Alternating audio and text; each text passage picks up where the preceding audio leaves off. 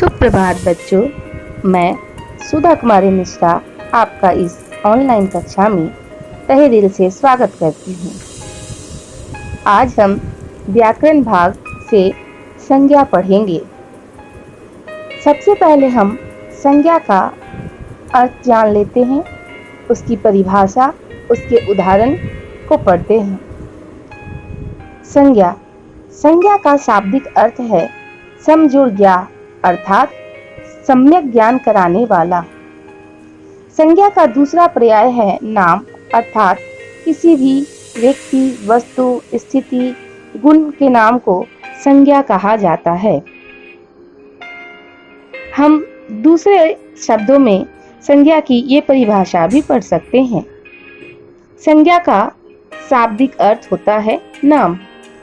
किसी व्यक्ति, वस्तु, स्थान तथा भाव के नाम को संज्ञा कहा जाता है, जैसे राम, वाराणसी, महल, बहादुरी, रामायण आदि।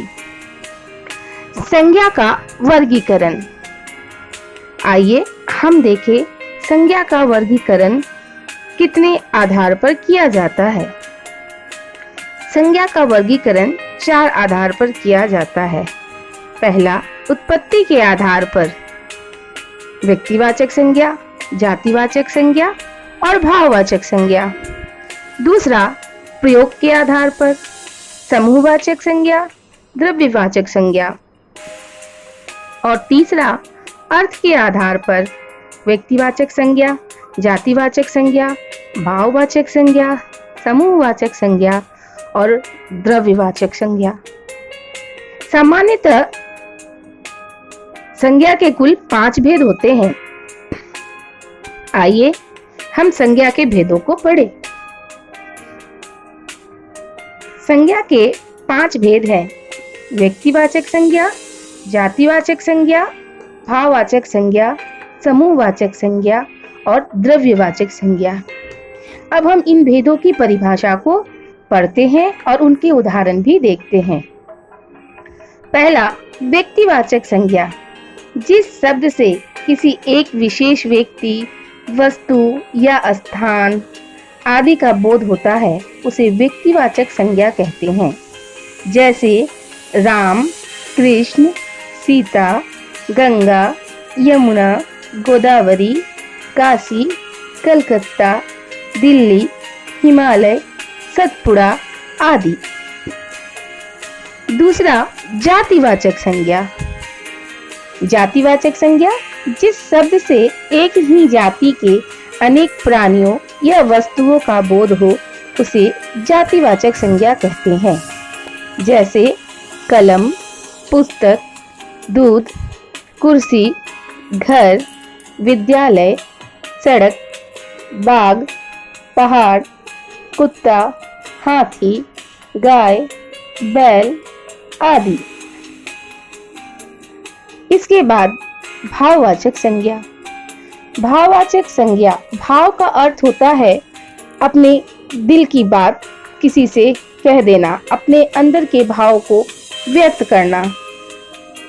भाववाचक संज्ञा जिस संज्ञा शब्द से किसी के गुण, दोष, दशा, स्वभाव, भाव आदि का बोध होता है, उसे भाववाचक संज्ञा कहते हैं। जैसे सच्चाई, ईमानदारी, गर्मी, वीरता, लड़कपन, सुख, बुढ़ापा, हरियाली, जवानी, गरीबी आदि। इसके बाद द्रव्यवाचक संज्ञा। द्रव्यवाचक संज्ञा जो संज्ञा शब्द किसी द्रव्य, पदार्थ या धातु आदि का बोध कराते हैं, उसे द्रव्यवाचक संज्ञा कहते हैं। जैसे स्टील, घी, सोना, दूध, पानी, लकड़ी आदि। इस सब के बाद समूहवाचक संज्ञा। आइए समूहवाचक संज्ञा की परिभाषा को देखें।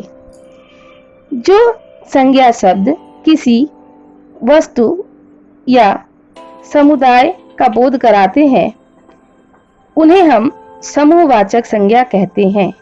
जैसे भीड़, गुच्छा, जुलूस, खेल आदि। इस तरह से बच्चों हमने संज्ञा की परिभाषा, उनके भेदों की परिभाषा, उदाहरण आदि को इसमें पढ़ा। अब आप इस संज्ञा को ध्यान से पढ़िए और समझने की कोशिश कीजिए। धन्यवाद।